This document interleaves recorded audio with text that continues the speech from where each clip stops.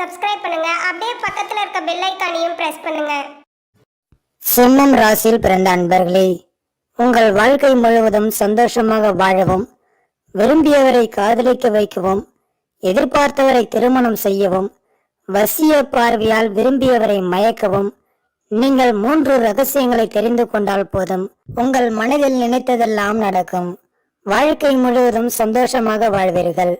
காதல், திருமணம், முதலிரவு, இந்த 3 ரகசியங்களையும் தெரிந்து கொண்ட பிறகுதான் சிம்மம் ராசியில் பிறந்த அன்பர்கள் திருமணமே செய்து கொள்ள வேண்டும். இல்லை என்றால் வாழ்க்கை முழுவதும் கஷ்டங்களை தான் அனுபவிக்க வேண்டியது வரும். பல ஆயிரம் ஆண்டுகளுக்கு முன்பு முதலிரவு பற்றி சித்தர்கள் கணித்து வைத்த ரகசியங்களை தான் இந்த வீடியோ பதிவில் நாம் பார்க்க போகிறோம். சித்தர்கள் கணித்த முதலிரவு ரகசியங்களை தெரிந்து கொள்ளாமல் முதலிரவு அறைக்கு செல்லாதீர்கள். சித்தர்கள் கணித்த இந்த ரகசியம் உங்கள் வாழ்க்கையை மாற்றப் போகிறது. அதனால இந்த வீடியோவை லைக் பண்ணிடுங்க. முதலில் சிம்மம் ராசியில் பிறந்த அன்பர்கள் எந்த ராசிக்காரர்களை திருமணம் செய்து கொண்டால் வாழ்க்கை முழுவதும் சந்தோஷத்தோடு இருக்கலாம் என்பதை தெரிந்து கொள்ள வேண்டும். சிம்ம ராசியில் பிறந்தவர்கள் துலாம் ராசியில் பிறந்தவர்களை தான் திருமணம் செய்து கொள்ள வேண்டும். சிம்ம ராசி அதிபதி சூரியன், அதே போல துலாம் ராசிக்கு அதிபதி சுக்கிரன். சிம்ம ராசிக்காரர்கள் ஆளுமை மிக்கவர்கள், தன்னம்பிக்கையும் ஒருவர் மீதான ஆதிக்கத்தை செலுத்தக்கூடிய வல்லமை பெற்றவர்கள். அதே சமயம் துலாம் ராசியினர் சமாதானத்தை விரும்பக்கூடியவர்கள், காதல் மற்றும் கூடி வாழ்வதை விரும்புவார்கள். இதன் காரணமாக இந்த 2 ராசிகளும் சேர்வதால் பெரிய அளவில் வாழ்க்கையில் பிரச்சனைகள் இருக்காது. நல்ல புரிதலுடன் சந்தோஷமாக வாழ்வார்கள். அது மட்டுமில்லாமல் சிம்ம ராசிக்காரர்கள் இயற்கையாகவே தாம்பத்திய உறவில் விதவிதமாக அனுபவிக்க வேண்டும் என ஆசைப்படுவார்கள். அவர்களுடைய ஆசைகளை துலாம் ராசியில் பிறந்தவர்களால் மட்டுமே நிறைவேற்ற முடியும். சிம்ம ராசிக்காரர்கள் எதை எதிர்பார்க்கிறார்கள், எதை கொடுக்க வேண்டும் என்பதை துலாம் ராசிக்காரர்கள் எளிதில் புரிந்து கொள்வார்கள். இந்த 2 ராசிக்காரர்களும் திருமண பந்தத்தில் இணைந்தால் வாழ்க்கை முழுவதும் சந்தோஷத்தோடு மட்டுமே இருப்பார்கள். அடுத்ததாக, முதலிரவில் பெண்கள் ஆண்களிடம் கேட்கக்கூடாத கேள்விகள். என்னை ஏன் உங்களுக்கு பிடித்துள்ளது? அப்படி என்னிடத்தில் என்னதான் இருக்கிறது? என்னிடத்தில் இருக்கக்கூடிய விஷயங்கள் எது உங்களை கவர்ந்தது? இதுவரை எத்தனை பெண்களை காதலித்து இருக்கிறீர்கள்? காதல் மட்டும்தானா, இல்லை வேறு ஏதாவது கசமுசா உண்டா? என்னை விட அந்த பெண் உங்களுக்கு பிடிக்க என்ன காரணம்? அப்படி என்கிட்ட இல்லாதது அவங்க கிட்ட என்னதான் இருக்கு? ஏன் உங்களுடைய பழைய காதல் தோல்வி அடைந்தது?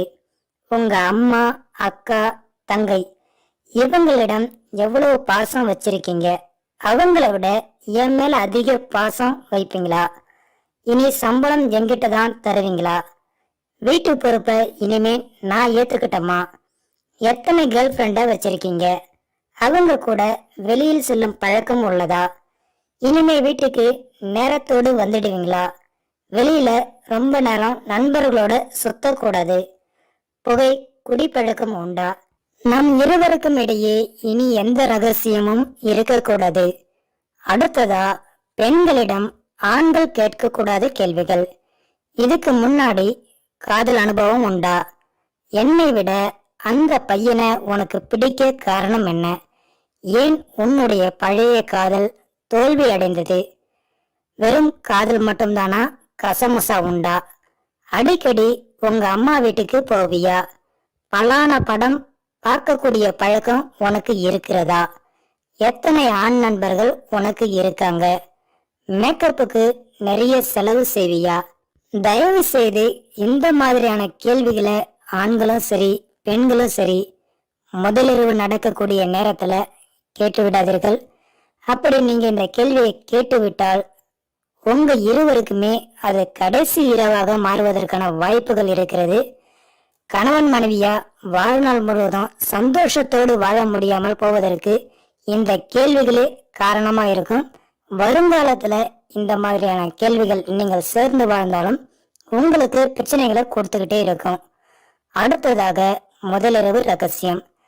முதலிரவு ரகசியம் என்பது ஒரு ஆணையும் பெண்ணையும் திருமண பந்தத்தில் எளிதில் இணைத்து விடலாம். ஆனால் முதலிரவு என்று சொல்லக்கூடிய சாந்தி முகூர்த்தத்தில் இணைப்பதுதான் மிகப்பெரிய விஷயம். ஒரு ஆணுக்கும் பெண்ணுக்கும் முதலிரவு சரியாக அமைந்து விட்டால் போதும், இந்த உலகத்தையே அவர்களால் விலைக்கு வாங்கிவிடலாம் என சாஸ்திரம் கூறுகிறது. ஆனால் முதலிரவு சரியாக அமையாவிட்டால் அவர்களைப் போல வாழ்க்கையில் கஷ்டப்படுவதை கண்ணால் கூட பார்க்க முடியாது. அடுத்ததாக முதலிரவுக்கு முக்கியத்துவம் கொடுக்க காரணம் என்ன? முதலில் திருமண பந்தத்தில் ஒரு ஆணையும் பெண்ணையும் இணைக்கும் முன் பெற்றோர்கள் இந்த விஷயங்களை கவனமாக தெரிந்து கொள்ள வேண்டும். திருமணத்திற்கு தயாராக இருக்கக்கூடிய ஆணும் பெண்ணும் தெரிந்து கொள்ள வேண்டும். காதலிப்பவர்கள் ஏன் உங்கள் காதல் திருமண பந்தத்தில் இணையாமல் தோல்வி அடைகிறது என்பதை தெரிந்து கொள்ள வேண்டும். புதியதாக திருமணமானவர்கள் ஏன் உடனடியாக விவாகரத்து செய்து கொள்கிறார்கள் என்பதையும் தெரிந்து கொள்ள வேண்டும். உங்கள் மகனுக்கும் மகளுக்கும் திருமண தடை ஏன் அடிக்கடி வந்து கொண்டிருக்கிறது என பெற்றோர்கள் தெரிந்து கொள்ள வேண்டும். திருமணம் செய்து கொண்டு கணவன் வேறு ஒரு பெண்ணுடன் நட்பு வைத்துக் கொள்வதும் மனைவி வேறு ஒரு ஆணுடன் நட்பு வைத்துக் கொள்வதற்கும் காரணங்கள் என்ன என்பதையும் தெரிந்து கொள்ள வேண்டும். திருமணமாகி குழந்தை பெற முடியாமல் தவித்துக் கொண்டிருக்க காரணம் என்ன என்பதையும் தம்பதிகள் தெரிந்து கொள்ள வேண்டும். இந்த கேள்விகளுக்கெல்லாம் வீடியோ பதிவில் பதில் இருக்கிறது. ஸ்கிப் பண்ணாம வீடியோவை பாருங்க. அடுத்ததாக முதலிரவுக்கு நல்ல நேரம் குறிப்பது ஏன்? திருமணத்திற்கு முகூர்த்தம், நல்ல நேரம், லக்னம் இதையெல்லாம் பார்த்துதான் முகூர்த்த தேதி குறித்து திருமணத்தை நடத்தி வைக்கிறார்கள். ஆனால் முதலிரவு என்று சொல்லக்கூடிய சாந்தி முகூர்த்தத்திற்கு நிறைய பேர் முக்கியத்துவம் கொடுப்பது இல்லை. அதனால்தான் வாழ்க்கையே தலைகீழாக மாறிவிடுகிறது. திருமணம் நிச்சயிக்கப்பட்டதும் ஆணும் பெண்ணும் ஒன்று சேரக்கூடாது. திருமணத்திற்கு பிறகும் ஆணும் பெண்ணும் ஒன்று சேரக்கூடாது. சாந்தி முகூர்த்தத்திற்கு நாள் நேரம் குறித்த பிறகுதான் அவர்கள் ஒன்று சேர வேண்டும். அதுவும் பெற்றோர்களின் சம்மதத்தோடும் ஆசீர்வாதத்தோடும் கடவுளை வணங்கிவிட்டுதான் முதலிரவு அறைக்கே செல்ல வேண்டும். இன்றைய தலைமுறையினர் அதை பின்பற்றுவது கிடையாது. வேக வேகமாக வாழ்க்கையை ஆரம்பித்து வேக வேகமாகவே வாழ்க்கையை முடித்து விடுகிறார்கள். 1000 இரவுகள் வரலாம். ஆனால் திருமணமான ஆணுக்கும் பெண்ணுக்கும் முதலிரவு வாழ்நாளில் மறக்க முடியாத அனுபவத்தை கொடுக்கும். நமக்கு பின்னர் இந்த உலகத்தில் நாம் விட்டு செல்வது வருங்கால சந்ததிகள்தான். அவர்கள் நன்றாக இருக்க வேண்டும் என்று நினைப்பவர்கள் கவனமாக வீடியோவை பாருங்க. நல்ல பிள்ளைகளை உருவாக்குவதற்கு நல்ல எண்ணங்களை விதைப்பது அவசியம். அந்த நல்ல பிள்ளைகளை பெற்றுக்கொள்வதற்காக நாம் முயற்சி செய்யும் நேரமும் நல்ல நேரமாக இருக்க வேண்டும். உன்னை எல்லாம் எந்த நேரத்துல பெத்தாங்களோ பேசாம உங்க அப்பா அம்மா அந்த நேரத்துல நைட் ஷோ சினிமாவுக்கு போயிருக்கலாம் அப்படின்னு நிறைய பேர் சொல்லியிருப்பாங்க. அதை நீங்களே பார்த்திருக்கலாம். உயிர்களின்றி உலகம் இயங்காது. ஆக இந்த உலகத்தையே இயக்குகின்ற அந்த சிவசக்தி ஐக்கியத்தினை ஒரு ஆணும் பெண்ணும் தங்கள் வாழ்வினில் முதலில் உணர்கின்ற அந்த தருணத்தை தான் சாந்தி முகூர்த்தம் உணர்த்தும். இதனால்தான் இத்தனை முக்கியத்துவம் வாய்ந்ததாக பார்க்கப்படுகிறது. அடுத்ததாக முதலிரவு நடக்கக்கூடிய நாளில் சில நட்சத்திரங்கள் உதயமாகி இருக்கக்கூடாது. இந்த சாந்தி முகூர்த்தத்தை காலற்ற, உடலற்ற, தலையற்ற இந்த 3 நட்சத்திரங்கள் நடக்கக்கூடிய நாளில் வைக்கவே கூடாது. இது முதலிரவுக்கு மட்டுமல்ல, வீடு கட்ட, மனை முகூர்த்தம் செய்ய, யாத்திரை செல்ல இதற்கெல்லாம் ஆகாது. கார்த்திகை, உத்திரம், உத்திராடம் இந்த 3ம் காலற்ற நட்சத்திரங்கள் ஆகும். மிருகசீரிடம், சித்திரை, அவிட்டம் இந்த 3ம் உடலற்ற நட்சத்திரங்கள் ஆகும். புனர்பூசம், விசாகம், போராட்டாதி இந்த 3ம் தலையற்ற நட்சத்திரங்கள் ஆகும். இந்த நட்சத்திரங்கள் நடக்கக்கூடிய நாளில் முதலிரவுக்கான தேதியை பெற்றோர்கள் குறிக்கவே கூடாது. அந்த நேரத்தில் முதலிரவை நடத்தவும் கூடாது. திருமணமான தம்பதிகளும் ஒன்றிணையவும் கூடாது. அடுத்ததாக திருமணமான புதுமண தம்பதிகள் கண்ட நேரத்தில் இணைந்தால் என்ன நடக்கும் என்பதை பார்க்கலாம். கண்ட நேரத்தில் புதுமண தம்பதிகள் இணைந்தால் வாழ்க்கை முழுவதும் நரக வேதனை அனுபவிக்க வேண்டிய சூழ்நிலை ஏற்படும். கண்ட நேரத்தில் புதுமண தம்பதிகள் இணைந்து அதனால் பிறக்கக்கூடிய குழந்தைகள் செவ்வாய் தோஷம், சர்பதோஷம் இது போன்ற தோஷ அமைப்புகளோடு பிறந்துவிடும். அப்படி பிறந்துவிட்டால் வாழ்க்கை முழுவதும் கஷ்டம்தான். அப்படி பிறக்கக்கூடிய குழந்தைகள் எதிர்காலத்தில் உங்கள் பேச்சை கேட்க மாட்டார்கள். அவர்கள் எண்ணங்கள் விருப்பங்கள் அதுபடியேதான் நடந்து கொள்வார்கள். அவர்களுக்கு சுயபுத்தி இருக்காது. நல்லது எது கெட்டது எது என்று தெரியாது. படிப்பு ஏறாது. பெற்றோர்கள் பெரியவர்களுக்கு மரியாதை கொடுக்க மாட்டார்கள். மது மாது புகை போன்ற தீய பழக்க வழக்கங்களுக்கு அடிமையாகி விடுவார்கள். காதல் திருமணம் செய்து கொள்வார்கள். பெற்றோர்களை அசிங்கப்பட வைப்பார்கள். அடுத்ததாக, நல்ல நேரத்தில் முதலிரவு வைத்தால் என்ன நடக்கும்? முதலிரவு நன்றாக அமைந்தால்தான் அதற்கு பிறகு வரக்கூடிய அனைத்து இரவுகளும் கணவன் மனைவி இவர்கள் இருவருக்கும் நன்றாகவே இருக்கும். திருமணத்திற்கு நேரம் குறிப்பது போல முதலிரவுக்கும் நல்ல நேரம் குறிப்பதுதான் பெற்றோர்களின் கடமையாகும். அடுத்ததாக, முதலிரவின் முக்கியத்துவம். சாந்தி முகூர்த்தம் என்பது தனிப்பட்ட கணவன் மனைவி இவர்களின் மன சந்தோஷத்திற்காக மட்டும் நடத்தப்படுவது அல்ல. அப்படி நீங்கள் அதை நினைத்தாலும் தவறு. பிரஜாபதி என்கிற முக்கியமான கடமையை நிறைவேற்றுவதற்காகத்தான் நம் முன்னோர்கள் சித்தர்கள் கணித்து வைத்த ரகசியங்களை முதலிரவில் செய்ய வைக்கிறார்கள். இந்த பூமியில் பிறந்த அனைவருக்கும் தங்களுடைய முன்னோர்களை திருப்திப்படுத்த வேண்டிய ஒரு கடமை இருக்கிறது. அது சாந்தி முகூர்த்தத்தில் செய்ய வைக்கிறார்கள். அந்த முக்கிய கடமையை ஒவ்வொருத்தரும் செய்ய வேண்டும். அதாவது இதை கன்னி கழித்தல் என வழக்கப்படி சொல்வார்கள். அந்த கடமையின் பெயர்தான் பிரஜோத்பத்தி, அதாவது பிரஜைகளை உற்பத்தி செய்வது. அதனால்தான் வீட்டில் உள்ள பெரியவர்கள் தன் மகன் மகள் வயிற்றில் ஒரு பேரனையோ பேத்தியோ பார்க்க ஆசைப்படுகிறார்கள். அடுத்ததாக, முதலிரவில் ஆண் பெண் எப்படி இணைய வேண்டும்? வம்சம் விருத்தி அடையும் போதுதான் பித்ருலோகத்தில் உள்ள நம் முன்னோர்கள் மோட்சத்திற்கு செல்வார்கள். சிவமும் சக்தியும் ஐக்கியமானால் மட்டுமே உலகத்தில் உயிர்கள் தோன்ற முடியும்.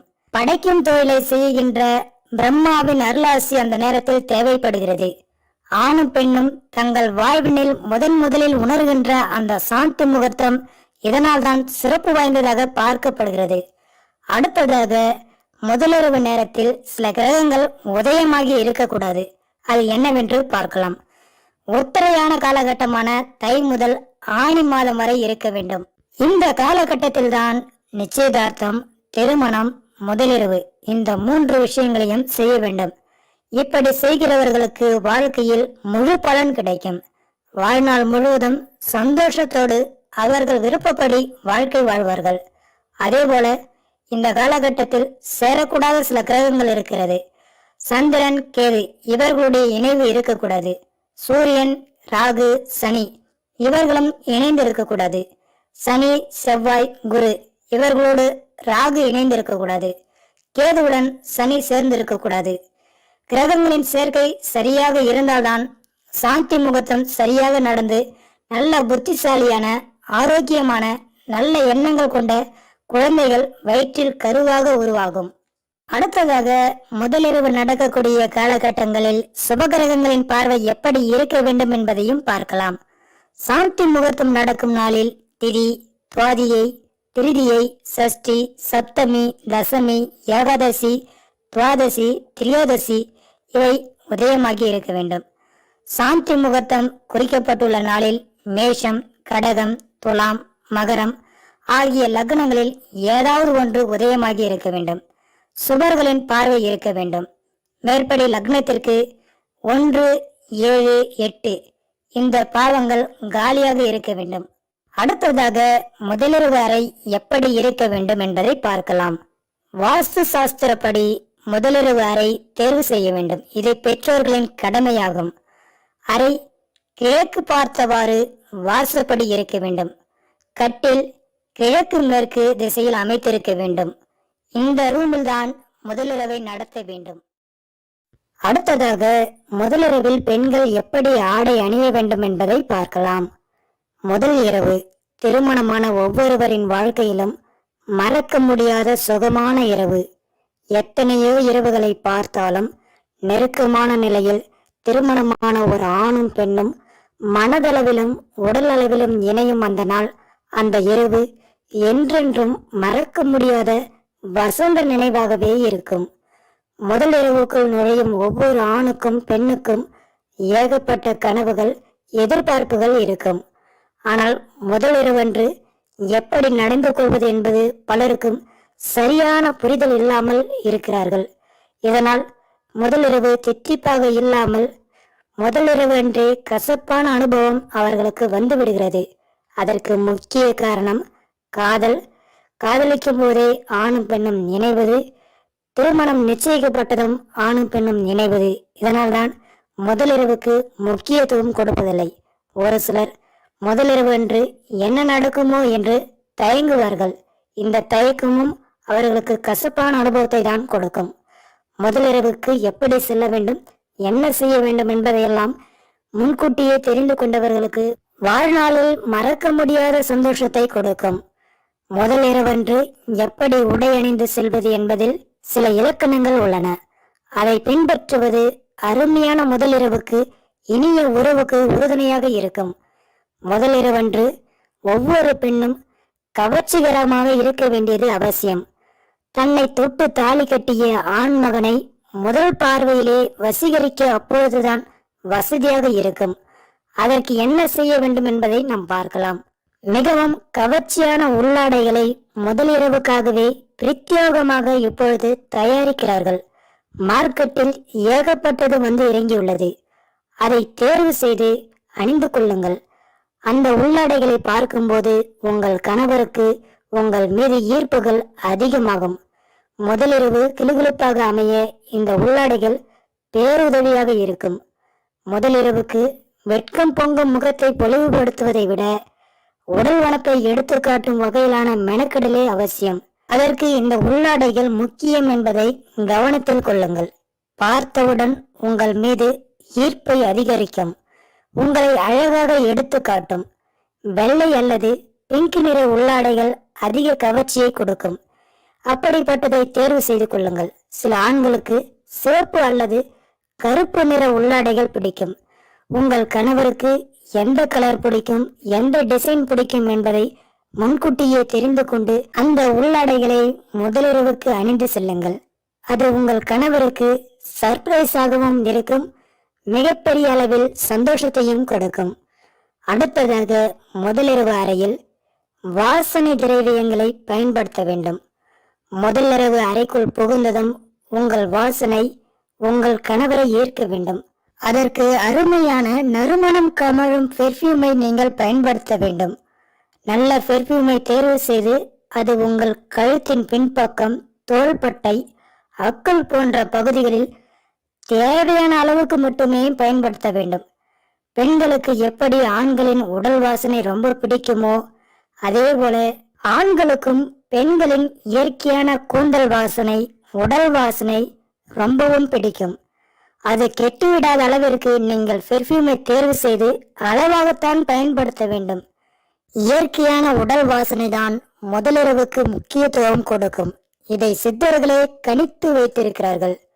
மஞ்சள் தூவி கிடக்கும் மலர்களும் மங்கையின் மேனியிலிருந்து கிளம்பும் நறுமணமும் இணையும் போதுதான் உங்கள் கணவருக்கு நிச்சயம் உணர்வுகள் அருவி பீட்டெழும் என்பதில் சந்தேகமில்லை என கூறியிருக்கிறார்கள். அடுத்ததாக பெண்கள் எந்த மாதிரியான ஆடைகளை அணிய வேண்டும்? முதலிரவென்று புடவையுடன் தான் போக வேண்டும் என்பது கட்டாயமில்லை. சம்பிரதாயங்கள் என்று 1000 இருக்கலாம். ஆனால் சந்தோஷம் என்பது நமது கையில் தான் உள்ளது. முதலிரவு அறைக்குள் புகுந்ததும் சம்பிரதாய உடைகளை களைந்துவிட்டு சந்தோஷ உடைக்கு மாறலாம். உங்கள் கணவருக்கு என்ன மாதிரியான உடையில் இரவில் தோன்றினால் பிடிக்கும் என்பதை முன்கூட்டியே தெரிந்து வைத்துக் கொண்டு அந்த உடைக்கு மாறிவிடுங்கள். உள்ளே இருப்பதை அப்படியே வெளிக்காட்டும் இரவு நேர நைட்டிகள் இப்போது ஏராளமாக இருக்கின்றன. அதை தேர்வு செய்து அணிந்து கொள்ளலாம். கணவன் மனைவி இடையே ஈர்ப்பை அதிகரிக்க வசதியான உடைகள் இப்பொழுது நிறைய உள்ளன. பட்டன் வைத்த நைட்டிகள் கூட உள்ளது. ஜிப் வைத்த இரவு உடைகளும் இருக்கின்றன. இப்படிப்பட்ட உடைகளை உங்கள் கணவரை விட்டே கழட்ட சொல்லுங்கள். அப்படி செய்வதன் மூலம் உங்கள் கணவருக்கு இனம் புரியாத ஒரு சந்தோஷத்தை கொடுக்கும். நீங்களும் சந்தோஷப்படுவீர்கள். இதெல்லாம் சின்ன சின்ன டிப்ஸ் தான். புத்திசாலித்தனத்தோடு இருந்தால் இன்னும் நிறைய விஷயங்கள் செய்யலாம். முதலிரவு ஒரு ஆணுக்கும் பெண்ணுக்கும் சந்தோஷமாக அமைந்து விட்டால் போதும். அவர்களைப் போல யாராலும் சந்தோஷமாக வாழ்க்கை வாழவே முடியாது. ஒருவருக்கொருவர் விட்டு கொடுக்காமல் சந்தோஷமாக வாழ்வார்கள். முதலுறவு ஒரு ஆணுக்கும் பெண்ணுக்கும் சந்தோஷமாக அமைந்து விட்டால் போதும். அவர்களைப் போல யாராலும் வாழ்க்கையில் சந்தோஷமாக வாழ முடியாது. ஒருவருக்கொருவர் விட்டு கொடுக்காமல் எப்பொழுதும் ஒன்றாகவே இருப்பார்கள். அவர்கள் உறவில் மூன்றாம் நபரின் தலையீடு இருக்காது. பெண்கள் தன் உடன் பிறந்தவர்களையும் பெற்றோர்களையும் மறந்துவிட்டு கணவருக்கு மட்டுமே முக்கியத்துவம் கொடுத்து கொண்டிருப்பார்கள். அதே போலதான் ஆண்கள் வாழ்நாள் முழுவதும் மனைவியின் பேச்சை மட்டுமே கேட்பார்கள். மனைவியின் வாக்கு தெய்வ வாக்காக நினைத்து கொண்டு அதையே பின்பற்றுவார்கள். அது மட்டுமில்லாமல் வேறு பெண்களோடு நட்பு வைத்துக் கொள்வது, புகை, மது இது போன்ற பழக்கங்களுக்கும் அடிமையாக மாட்டார்கள். மனைவி சொல்வதை தான் வாழ்நாள் முழுவதும் கேட்டுக்கொண்டிருப்பார்கள். சிம்மம் ராசிக்காரர்களே, உங்கள் விருப்பங்கள் அனைத்தும் நிறைவேற, நீங்கள் விரும்பிய வாழ்க்கையை வாழ துலாம் ராசியில் பிறந்தவர்களைத்தான் நீங்கள் திருமணம் செய்து கொள்ள வேண்டும். அவர்களை தான் காதலிக்க வேண்டும். அவர்களோடு தான் உங்களுக்கு ஈர்ப்பு அதிகமாகவே இருக்கிறது. அன்பு, காதல், அரவணைப்பு, நட்பு, திருமணம் 100% அவர்களிடம்தான் உங்களுக்கு நிறைவேறும். இயற்கையாகவே சிம்ம ராசியில் பிறந்தவர்களுக்கு தாம்பத்திய உறவில் அதிக ஆர்வம் இருக்கும். இவர்கள் விதவிதமாக தாம்பத்திய உறவை வைக்க வேண்டும் என எண்ணுவார்கள். அதற்கு துலாம் ராசியில் பிறந்தவர்களால் மட்டுமே சிம்ம ராசிகளின் உணர்வுகளை புரிந்து கொண்டு கொடுக்க முடியும். இந்த 2 ராசிக்காரர்களும் திருமண பந்தத்தில் இணைந்து விட்டால் போதும், வாழ்க்கை முழுவதும் சந்தோஷத்தோடு இருப்பார்கள். யாருடைய தலையிடும் இவர்களுடைய வாழ்க்கையில் இருக்காது. இவர்களுடைய வாழ்க்கையை பார்த்து மற்றவர்கள் பொறாமைப்படுவார்கள். அந்த அளவிற்கு இவர்கள் வாழ்க்கை வாழ்வார்கள். மேலும் தகவலுக்கு எங்க சேனலை மறக்காம சப்ஸ்கிரைப் பண்ணுங்க. நன்றி.